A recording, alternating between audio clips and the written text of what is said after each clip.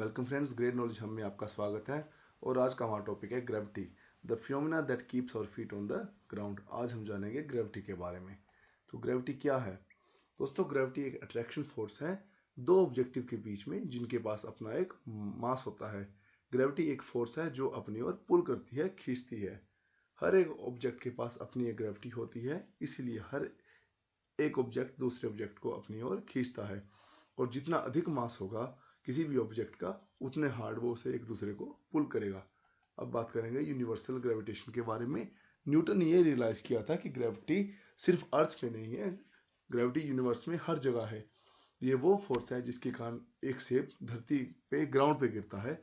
ये वो फोर्स है जिसके कारण मून अर्थ को ऑर्बिट करता है। ये वही फोर्स है जिसके कारण सारे के सारे प्लैनेट सन को ऑर्बिट करते हैं। तो आइए पहले जानते हैं कि सभी प्लैनेट सन को ऑर्बिट क्यों करते हैं। दोस्तों, जब ये प्लैनेट सभी बने थे, ये बने थे स्पाइनिंग डिस्क शेप्ड क्लाउड से बने थे, इसलिए ये घूमते हैं और सन को ऑर्बिट करते हैं। लेकिन ये सन को एक फिक्स वे में, एक फिक्स ऑर्बिट इनका बना हुआ है। ये क्यों बना हुआ है? क्योंकि सन की ग्रेविटी के कारण। सन की ग्रेविटी के कारण ये सभी प्लैनेट सन को एक ऑर्बिट पे ऑर्बिट करते हैं। ये सन को ऑर्बिट क्यों करते हैं, क्या आपने ये सोचा है? क्योंकि हमारे सोलर सिस्टम में और कोई फोर्स नहीं है जो प्लैनेट्स को ऐसा करने से रोक सके। केवल सन की ये ग्रेविटी हमारे सोलर मंडल में इतनी अधिक है। ये एक फोर्स, सिंगल ऐसी फोर्स है जिसके कारण सारे के सारे प्लैनेट हमारे सन को ऑर्बिट करते हैं। तो आइए आज हम जानते हैं अपने फेवरेट प्लैनेट अर्थ की ग्रेविटी के बारे में। दोस्तों, ग्रेविटी क्या है अर्थ की? अर्थ की ग्रेविटी के कारण अर्थ सबको अपने सेंटर की ओर खींचता है। इसीलिए अर्थ पे ना कोई टॉप है ना कोई बॉटम है, और इसीलिए ना कोई भी अर्थ में गिरता नहीं है। हम चाहे अर्थ के जिस मर्जी कोने में क्यों ना हो, हम नहीं गिरेंगे। हमें ये नहीं पता लगेगा हम टॉप में हैं या बॉटम में हैं, क्योंकि हमें अर्थ की ग्रेविटी उसके सेंटर की ओर खींचती है। तो दोस्तों, आपने ये अक्सर महसूस किया होगा कि जब भी कुछ धरती पे गिरता है तो वो एक समान रेट से नहीं गिरता है। जिसका मास कम होता है, वेट कम होता है, वो स्लो गिरता है, और जिसका वेट ज्यादा होता है, मास ज्यादा होता है, वो तेजी से गिरता है, जैसे रॉक का। दोस्तों, क्या कभी आपने इसका कारण जानने की कोशिश की है? इसका कारण उनका मास नहीं है। कोई भी लाइट ऑब्जेक्ट अगर स्लो गिरता है तो इसका मेन कारण है एटमॉस्फेयर। एक एटमॉस्फेयर की वजह से लाइट ऑब्जेक्ट स्लो गिरता है, और कोई भी हैवी ऑब्जेक्ट जिसका मास ज्यादा होता है वो तेजी से गिरता है। इसका जो मेन रीजन है वो है एटमॉस्फेयर। इसका मतलब ये हुआ कि किसी भी वस्तु का मास, किसी भी ऑब्जेक्ट का मास किसी भी वस्तु के मास के कारण वो स्लो या तेजी से, फास्ट नहीं गिरता। इसका एक हम सिंपल एग्जांपल लेंगे। आप इस इमेज में देख सकते हैं, जब एक पत्ता और एक अखरोट जब एक पेड़ से गिरते हैं तो अखरोट ग्राउंड पे पहले पहुंचेगा और पत्ता लेट पहुंचेगा। क्योंकि दोस्तों, ग्रेविटी के कारण कोई भी चीज जब गिरती है तो वो नीचे की तरफ तेजी से गिरती है। लेकिन जब भी उस पर कोई सेकंड फोर्स ऑपोजिट डायरेक्शन पे रिएक्ट करती है तो उसकी उससे गति, उसकी स्पीड स्लो हो जाती है। यही कारण है कि एक पत्ता स्लो गिरता है, क्योंकि इसमें जो एयर रेजिस्टेंस होता है वो ऑपोजिट डायरेक्शन में फोर्स डालता है, जिससे उस पत्ते की स्पीड कम होती है और वो देरी से गिरता है और अखरोट तेजी से गिरता है। इसका मतलब है कि ग्रेविटी हर एक ऑब्जेक्ट को सेम रेट पे अपनी ओर पुल करती है, अपनी ओर खींचती है।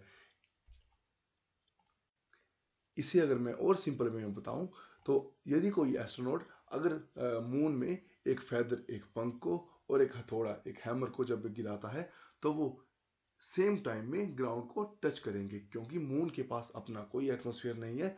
कोई भी सेकंड फोर्स ऑब्जेक्ट को नहीं कुछ असर देगी। कोई भी फोर्स ऑब्जेक्ट के ऊपर असर नहीं डालेगी और वो दोनों सेम रूप से गिरेंगे। तो इसका मतलब है कि जो वेट होता है वो ग्रेविटी ही डिसाइड करती है। इसीलिए जो भी वेट होता है हम उसको कैसे मेजर करते हैं? उसकी, किसी भी ऑब्जेक्ट की ग्रेविटी जो उसे पुल करती है उसके फोर्स के आधार पर।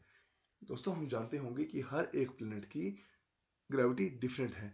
मून की ग्रेविटी अर्थ की ग्रेविटी के कंपेयर 1/6 है। मतलब अर्थ की ग्रेविटी अधिक है और मून की ग्रेविटी अर्थ से ओनली 1/6 पाई जाती है। इसीलिए हमारा मून पे वेट कम होगा और अर्थ पे वेट ज़्यादा होगा। तो अब ये क्वेश्चन राइज होता है कि वेट कैसे मापा जाता है। तो वेट मापने का एक सिंपल फॉर्मूला है, वेट होता है मास इनटू ग्रेविटी। इसे मैं आपको और सिंपल में बताता हूँ कि इस लड़के का वेट अर्थ पे 60 पाउंड है, लेकिन जब ये मून पे जाएगा तो इसका वेट 10 पाउंड हो जाएगा, क्योंकि मून की ग्रेविटी कम है और इसका वेट भी कम हो जाएगा। उसी प्रकार जब ये लड़का अलग अलग प्लेनेट पे जाएगा, इस लड़के का वेट हर एक प्लेनेट पे अलग होगा। किसी भी प्लेनेट पे इसका वेट सेम नहीं होगा, क्योंकि हर एक प्लेनेट की ग्रेविटेशन फोर्स अलग अलग है। फॉर एग्जाम्पल, प्लूटो पे इस लड़के का वेट 8 पाउंड होगा, मून पे इसका वेट 10 पाउंड होगा, मरकरी पे इसका वेट 21 पाउंड होगा, मार्स पे इसका वेट 23 पाउंड होगा, वीनस पे इसका वेट 52 पाउंड होगा, अर्थ पे इसका वेट 60 पाउंड होगा, यूरेनस पे इसका वेट 64 पाउंड होगा, सैटर्न पे इसका वेट 68 पाउंड होगा। दोस्तों आप देख सकते हैं जैसे जैसे प्लैनेट बढ़ता है, किसी प्लैनेट की ग्रेविटी बढ़ती है, इसीलिए उस लड़के का वेट उस प्लैनेट पे अधिक होता जाएगा। नेपच्यून का में इसका वेट 85 पाउंड होगा, जुपिटर जो कि सबसे बड़ा प्लैनेट है उस प्लैनेट पे इसका वेट 158 पाउंड होगा, और सन जिसकी हमारे सौरमंडल में सबसे अधिक ग्रेविटेशनल फोर्स सन की है, इसीलिए इस लड़के का वेट सन पे 16,740 पाउंड होगा।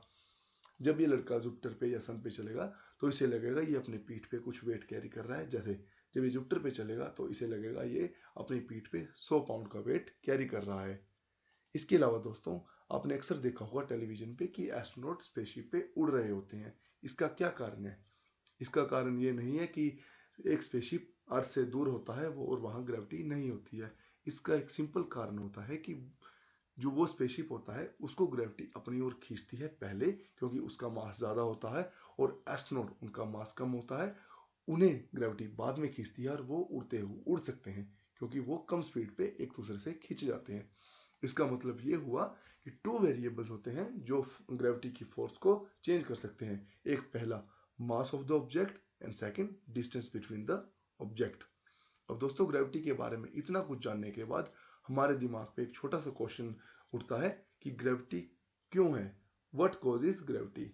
और दोस्तों इस बात का आंसर ना उस समय सर आइजैक न्यूटन के पास था और ना ही आज हमारे पास है। ग्रेविटी क्या है, व्हाट कॉजेस ग्रेविटी, ये आज भी हमारे लिए एक मिस्ट्री है। Gravity is a mystery. तो दोस्तों ये थी मेरी एक छोटी सी वीडियो ग्रेविटी के बारे में। अगर आपको ये मेरी वीडियो पसंद आई हो तो प्लीज़ मेरी वीडियो को लाइक करें, शेयर करें और मेरे चैनल को सब्सक्राइब करें। Thank you.